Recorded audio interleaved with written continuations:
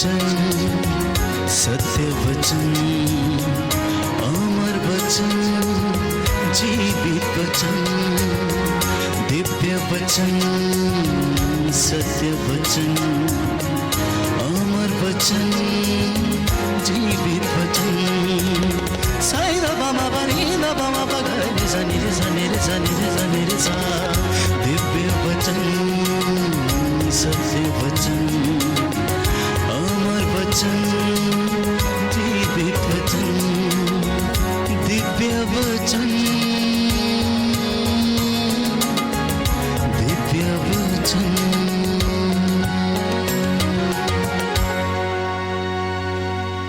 प्रियजनों, पवित्र बाइबल हमें बताती है कि ईमानदारी को और वफादारी को अपने से अलग मत करो। ईमानदारी और वफादारी को अपने से अलग मत करो। जब हम बाइबल पढ़ते हैं तो उसमें हम पाते हैं प्रज्ञा ग्रंथ, प्रवक्ता ग्रंथ, सूक्ति ग्रंथ, जो हमारे लिए व्यवहारिक जीवन की शिक्षा देते हैं। इसी के साथ आत्मिक उन्नति करने के लिए हमें बताते हैं।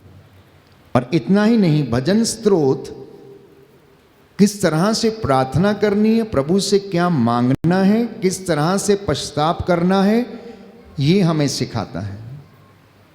अब जब बाइबल के वचन के द्वारा हम प्रार्थना करते हैं, क्योंकि ये पवित्र आत्मा के द्वारा प्रेरित वचन हैं, उसकी प्रेरणा से लिखे गए हैं,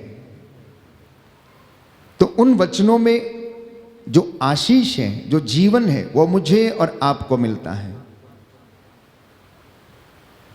इसलिए सूक्ति ग्रंथ, बुक ऑफ प्रोवर्ब्स, अध्याय 3 पद संख्या 3, आपके लिए मैं ये वचन पढ़ूंगा कि एक अच्छा जीवन व्यतीत करने के लिए, एक अच्छा आध्यात्मिक व्यक्ति बनने के लिए, संसार में प्रतिष्ठित मान सम्मान पाने वाले व्यक्ति के लिए ये निहायत ही ज़रूरी है कि वह अपने जीवन में ईमानदारी और वफादारी पर चले, क्योंकि ये प्रभु की इच्छा है।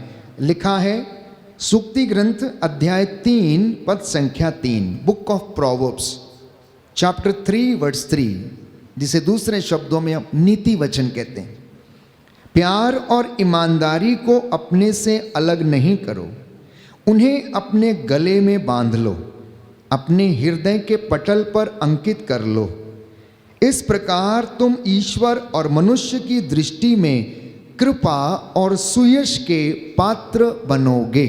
दाहिना हाथ उठाकर वचन दोहराएंगे, हालेलुया हालेलुया। सूक्ति ग्रंथ अध्याय 3 पद संख्या 3, प्रभु का वचन कहता है, प्रभु का वचन कहता है, प्यार और ईमानदारी को अपने से अलग नहीं करो, अपने से अलग नहीं करो, उन्हें अपने गले में बांध लो, उन्हें अपने गले में बांध लो, अपने हृदय के पटल पर अंकित कर लो। अपने हृदय के पटल पर अंकित कर लो। इस प्रकार तुम ईश्वर और मनुष्यों की दृष्टि में कृपा और सुयश के पात्र बनोगे। Hallelujah hallelujah. तो क्यों इंसान की जिंदगी में सफलता नहीं, उन्नति नहीं है? क्योंकि अनेक बार ये देखा गया कि इंसानों की जिंदगी में ईमानदारी और वफादारी नहीं है। ऐसा हो नहीं सकता कि यदि कोई व्यक्ति ईमानदार है, धर्मी है, निस्वार्थ रूप से प्रभु के आज्ञाओं का पालन करता, उन पर चलता, उसके नाम का सिमरन करता है, तो उसे सुयश ना मिले। क्योंकि बाइबल इस बात का वादा करती है कि तुम ईमानदारी और वफादारी को अपने गले में पहन लो, पट्टे के समान उसे गले में पहन लो, तब तुम्हें समाज में, लोगों के बीच में, मनुष्यों के बीच में और ईश्वर की दृष्टि में तुम क्या बनोगे? कृपा के पात्र बनोगे, सुयश के पात्र बनोगे। इंसान का देखने का तरीका अलग है, ईश्वर का देखने का तरीका अलग है। इंसान बाहरी रूप देखता है, इंसान बाहरी चकाचौंध देखता है, लेकिन ईश्वर तो हमारा आंतरिक रूप देखता है। वो तो हमारा अंतर्मन की टोह लेता है, वो तो हमारी इच्छाओं को जानता है, वो तो हमारे जिंदगी में क्या अच्छा क्या बुरा है सब कुछ जानता। इसलिए वचन प्यारे भाइयों और बहनों, यीशु आज आपसे बातें कर रहा है। हालांकि बोल फादर अशोक रहा, लेकिन आप में से जितने भी लोग इस वचन को सुन रहे हैं, तो ये शिक्षा आज आपके लिए है परमेश्वर की ओर से कि ईमानदारी और वफादारी को आप अपने गले में पहन के रखो। इसे अपने से अलग ना करो, इसे अपने हृदय के पटल पर अंकित कर लो, जिससे कि तुम मनुष्यों के बीच में आदरणीय बनो, सम्मानित हो जाओ उनके बीच में, और ईश्वर की दृष्टि में तुम्हें सफलता मिले, उन्नति मिले। बोलिए आमेन, आमीन। हालेलुया, हालेलुया, हालेलुया, हालेलुया, हालेलुया। हालेलुया। यीशु की स्तुति हो, यीशु की स्तुति हो, यीशु को धन्यवाद। यीशु को धन्यवाद। तो क्यों हमारी जिंदगी में आत्मिक उन्नति नहीं है? क्योंकि इंसान कपटपूर्ण बातें करता, उसका हृदय अविश्वसनीय है, उस पर भरोसा नहीं किया जा सकता।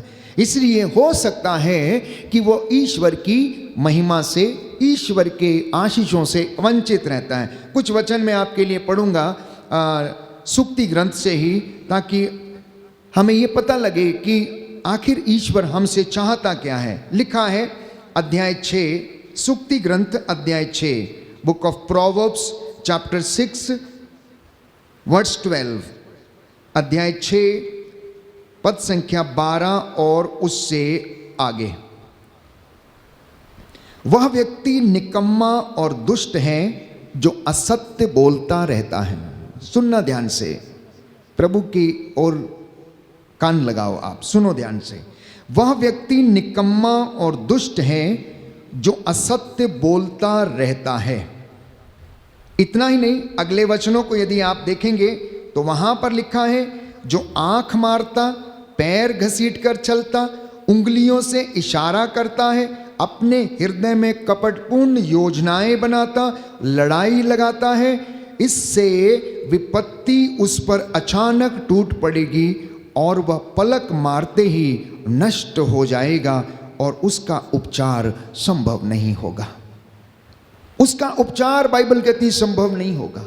जो इस प्रकार के ऐसी बातें करता है, तो जब तक इंसान इन बातों में फंसा रहता है, जब तक हमारे मित्र, हमारे रिश्तेदार, उठने बैठने, हमारे साथ खाने पीने वाले लोग अगर ऐसे बातों में फंसे रहते हैं, तो उनकी उन्नति संभव नहीं होती। इसलिए प्रभु अपने वचन के माध्यम से आज ये बातें हमसे बताना चाहता है कि हम कभी भी असत्य ना बोलें, ईमानदारी से जीवन बिताएं।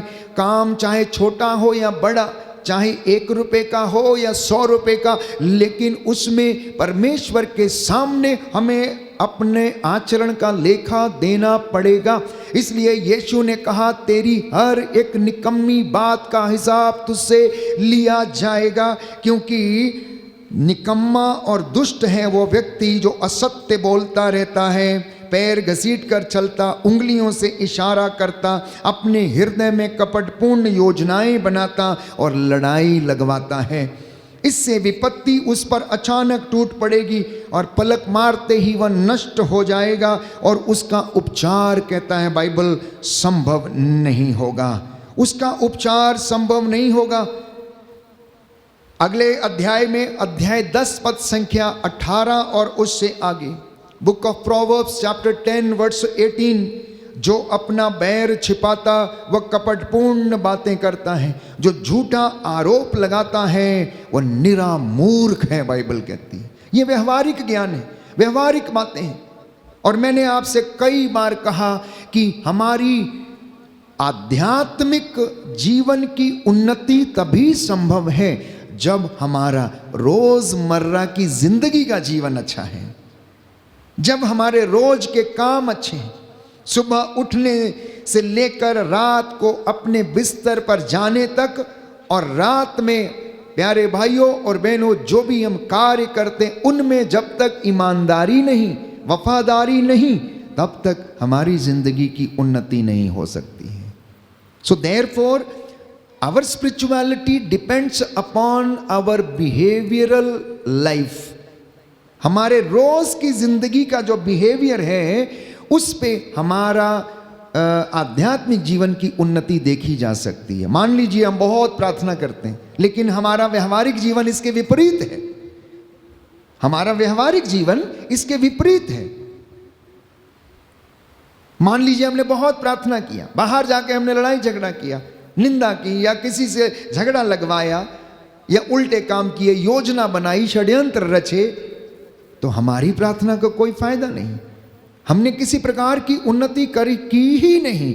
इसलिए प्रभु ये कहता है, प्रभु ये चाहता है कि हम अपने बैर को छिपाएं ना, कपटपूर्ण बातें ना करें, झूठे आरोप ना लगाएं, अन्यथा परमेश्वर की दृष्टि में हम निरे मूर्ख ठहरेंगे। और प्रभु कहता है विश्वसनीय गवाह प्रामाणिक साक्ष्य देता, किंतु झूठा गवाह कपटपूर्ण बातें कहता है। जो गवाह झूठा है, कपटपूर्ण बातें करता है, लेकिन विश्वसनीय गवाह बाइबल कहती है वो सच्चा साक्ष्य देता और प्रामाणिक साक्ष्य देता है। इसलिए यीशु के पीछे यदि चलना है तो प्यारे भाइयों और बहनों, इन सारे बाइबल के वचनों को अपनी जिंदगी में, जीवन में आत्मसात करने की आवश्यकता होगी। उसके मनोभावों को धारण करने की आवश्यकता हमारी जिंदगी में है।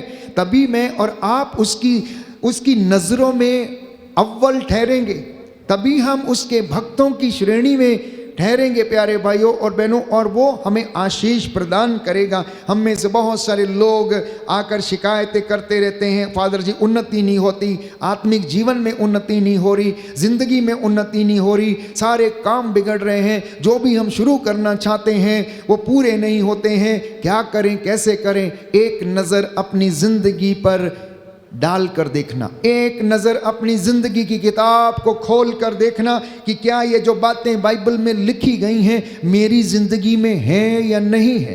क्या मैं उसमें परमेश्वर की बातों को मानता हूं या नहीं। अगले वचन में लिखा है, अध्याय 17, बुक ऑफ प्रोवर्ब्स चैप्टर 17, सूक्ति ग्रंथ अध्याय 17, नीति वचन अध्याय 17 पद संख्या 4 और उससे आगे आपके लिए मैं वचन पढ़ूंगा। कुकर्मी बुरी बातें ध्यान से सुनता है। सुन लीजिए, कुकर्मी बुरी बातें ध्यान से सुनता और झूठ बोलने वाला व्यक्ति चुगली पर कान देता है। जो कुकर्मी है, जो दुष्ट है, वो बुरी बातों को ध्यान से सुनता, अच्छी बातों में उसका मन नहीं लगेगा। और जो झूठ बोलने वाला व्यक्ति है वो चुगली पर कान देता है, इसलिए उसके जिंदगी में आशीष नहीं ठहरती। उसका जीवन प्यारे भाइयों और बहनों वो परमेश्वर से वंचित रहता है। जो लोग न्याय और ईमानदारी की खोज में बाइबल कहती रहते हैं उसे जीवन, न्याय और सम्मान प्राप्त होगा। जो लोग न्याय और ईमानदारी की खोज में रहते हैं उसे जीवन मिलेगा, उसे न्याय दिया जाएगा, उसे सम्मान प्राप्त होगा। दाहिना हाथ उठाकर वचन दोहराएंगे, हालेलुया हालेलुया हालेलुया। हालेलुया। सूक्ति ग्रंथ अध्याय 21 पद संख्या 21 प्रभु का वचन कहता है, प्रभु का वचन कहता है, जो न्याय और ईमानदारी की खोज में, जो न्याय और ईमानदारी की खोज में लगा रहता है, उसे जीवन, न्याय और सम्मान प्राप्त होगा। हालेलुया हालेलुया हालेलुया हालेलुया हालेलुया। हालेलुया। तो ईमानदार और वफादार, ऐसे बहुत सारे कैरेक्टर्स हैं बाइबल में। इसमें 2 लोगों का जिक्र हम करते हैं। सबसे पहला जिक्र यूसुफ का। यूसुफ को उसके भाइयों ने बेच दिया और वो किसी तरह से मिस्र में पोतीफर के महल में जाकर वहां पर रुका। बहुत सारे अत्याचार उसके ऊपर हुए, उसके जीवन को और उसके शरीर को अशुद्ध करने तक की बात आ गई और उसके साथ गलत व्यवहार भी हुआ, लेकिन वो ईमानदार ठहरा। उसने अपनी पवित्रता को बनाए रखा।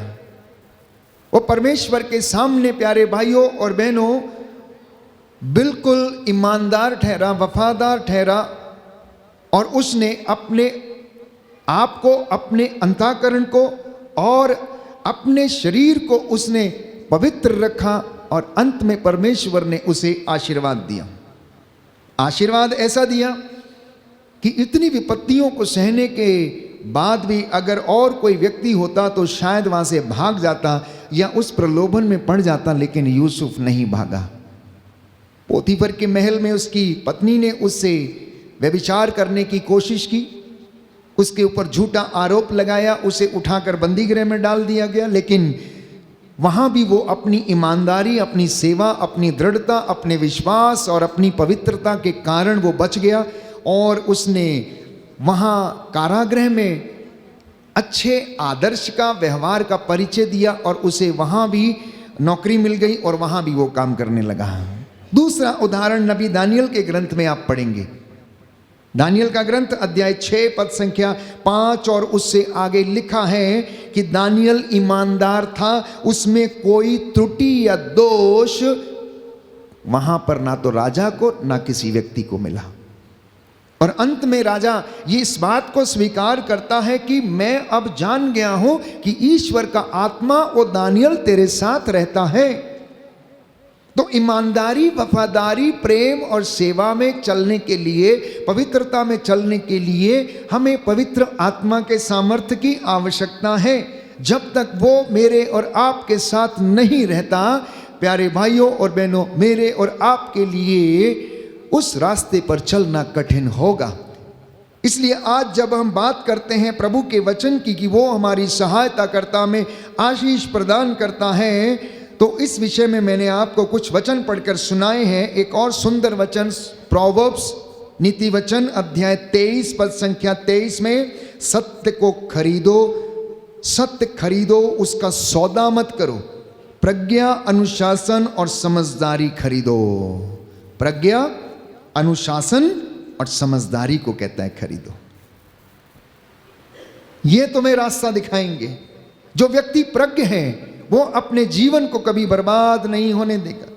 जिसको ज्ञान हासिल हुआ है वो परमेश्वर की हुजूरी में उस पर बढ़ेगा। इसलिए प्यारे भाइयों और बहनों, यदि हम आत्मिक उन्नति करना चाहते हैं, यदि हम अपने जीवन में उन्नति करना चाहते हैं, अपने परिवार में उन्नति करना चाहते हैं, तो इन व्यवहारिक बातों पर मुझे और आपको गौर करना पड़ेगा, क्योंकि ये हमें परमेश्वर की ओर आगे बढ़ाती हैं। जैसा कि यीशु ने स्वयं कहा, लूकस के सुसमाचार अध्याय 16 पद संख्या 10 से 11, सुंदर वचन है। मैं आपके लिए वचन पढ़ूंगा ताकि इस वचन के द्वारा प्रभु हमसे बातें करे और आशीष प्रदान करे।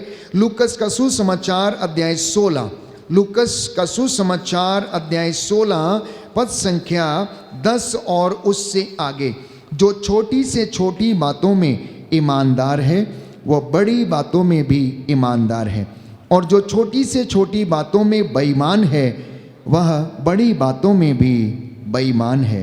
यदि तुम झूठे धन में ईमानदार नहीं ठहरे तो तुम्हें सच्चा कौन सौंपेगा, और यदि तुम पराये धन में ईमानदार नहीं ठहरे तो तुम्हारा अपना धन तुम्हें कौन देगा।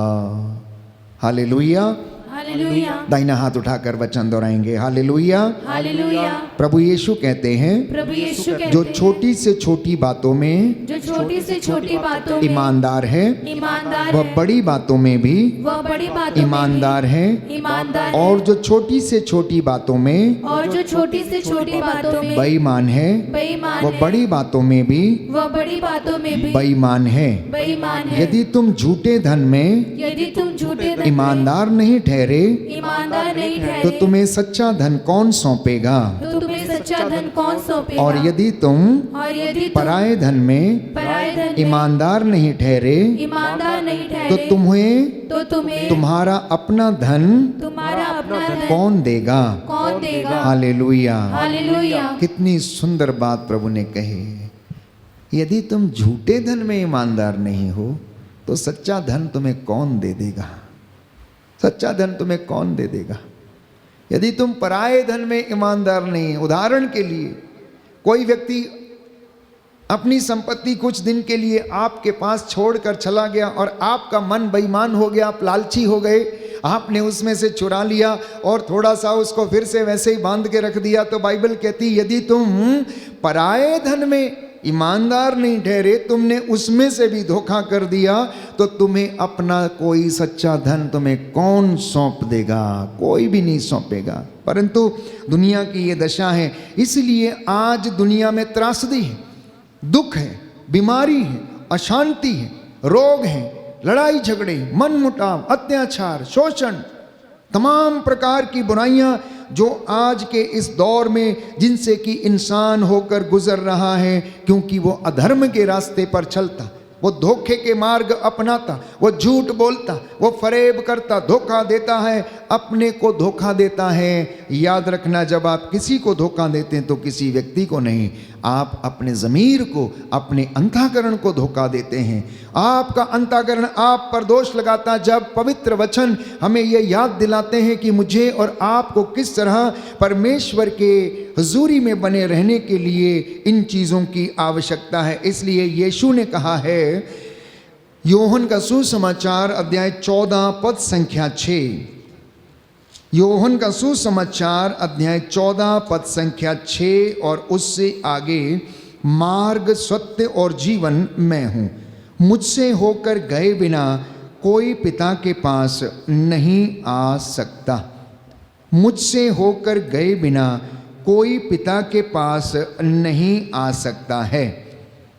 अध्याय 16 योहन का सुसमाचार अध्याय 16 पद संख्या 13 और उससे आगे, यीशु ने कहा, जब वह सत्य का आत्मा आएगा तो वह तुम्हें पूर्ण सत्य तक ले जाएगा, क्योंकि वह अपनी ओर से नहीं कहेगा, बल्कि वह जो कुछ सुनेगा वही कहेगा और तुम्हें आने वाली बातों के विषय में बताएगा। वह मुझे महिमान्वित करेगा, क्योंकि उसे मेरी ओर से जो मिला है वह तुम्हें वही बताएगा। हालेलुया, हालेलुया, हालेलुया, हालेलुया। यीशु की स्तुति हो, यीशु की स्तुति यीशु हो, को धन्यवाद, यीशु को धन्यवाद, यीशु की आराधना हो, यीशु की आराधना, यीशु की महिमा हो। यीशु की महिमा प्रभु हो। यीशु ने कहा, प्रभु यीशु ने मार्ग, कहा, सत्य मार्ग, और सत्य जीवन मैं हूँ, और जीवन मैं मुझसे हूँ। होकर गए बिना मुझसे होकर गए कोई बिना पिता के पास नहीं आ सकता। कोई पिता के पास नहीं आ सकता। Hallelujah, hallelujah. हे प्रभु यीशु, हे प्रभु मैं यीशु, विश्वास करता हूँ मैं विश्वास आप करता मुझसे हूँ, बातें कर रहे हैं। आप मुझसे बातें कर रहे हैं। Hallelujah, hallelujah. आपके वचनों में आपके वचनों अनंत में जीवन का संदेश है। अनंत जीवन का संदेश इन है। वचनों के द्वारा इन वचनों के मुझे द्वारा आशीष प्रदान कीजिए। मुझे आशीष प्रदान कीजिए। हालेलुया। हालेलुया। तो बात जब उन्नति की आती है, चाहे वो आध्यात्मिक हो, चाहे वो सांसारिक उन्नति हो, चाहे वो व्यक्तिगत उन्नति क्यों ना हो, चाहे वो पारिवारिक उन्नति क्यों ना हो, चाहे वो वैवाहिक जीवन की सफलता क्यों ना हो, ईमानदारी और वफादारी, ये दो बातें अत्यंत अनिवार्य हैं। और तीसरी बात, सत्य बोलना। ये प्यारे भाइयों और बहनों आज का वचन हमें समझाता है। और लिखा है, प्यारे भाइयों और बहनों, प्रभु यीशु कहते हैं कि मेरे भाइयों, सबसे बड़ी बात यह है कि आप शपथ ना खाया करें, ना तो स्वर्ग की और ना पृथ्वी की और ना किसी अन्य वस्तु की। आपकी बात सिर्फ इतनी की इतनी हो, हाँ की हाँ और ना की ना। आज हम लोगों को सुनते हैं, जरा सी कोई बात आती है, अपना झूठ को सत्य करने के लिए ईश्वर की कसम खाने को तैयार रहते हैं, बच्चे की कसम खाने को तैयार रहते हैं, पत्नी की कसम खाने को तैयार रहते हैं। और बाइबल इसके लिए मना करती है, क्योंकि बाइबल ये कहती, तुम्हारी बात सिर्फ इतनी की इतनी हो, हाँ की हाँ और ना की ना। ईश्वर की कसम कोई कैसे खा सकता है? छोटे बच्चे है ना, हंसी मजाक में कहते हैं, by God, by God, by God. ईश्वर ने हमें बनाया, आपको बनाया, मुझे बनाया, वो सृष्टि करता है, उसका हमारे ऊपर अधिकार है, हमारा उसके ऊपर अधिकार नहीं है। इसलिए बाइबल इस बात के लिए चेतावनी देती है और मना करती है, क्योंकि आगे लिखा, कहीं ऐसा ना हो कि आप दंड के योग्य हो जाएं, इसलिए आपकी बात सिर्फ इतनी हो। याकूब का पत्र अध्याय 5 पद संख्या 12, book of James chapter 5 verse 12, सुंदर वचन है जहां पर यह लिखा गया, बताया गया है कि आप शपथ ना खाया करें। और प्रकाशित वाक्य अध्याय 2 पद संख्या 10, book of revelations chapter 2 verse 10, तुम मृत्यु तक ईमानदार बने रहो और मैं तुम्हें जीवन का मुकुट प्रदान करूंगा। तुम मृत्यु तक ईमानदार बने रहो और मैं तुम्हें जीवन का मुकुट प्रदान करूंगा। वो मुकुट जो हमें अभी नहीं परंतु जीवन के अंत में हमें मिलेगा। हमारे अच्छे कर्मों का पुरस्कार, हमारे अच्छे व्यवहार का पुरस्कार, हमारी अच्छी बोली का पुरस्कार, हमारी सेवकाई का और हमारे जो सेवा कार्य है उनका पुरस्कार, जीवन का मुकुट बाइबल कहती है परमेश्वर मुझे और आपको प्रदान करेगा।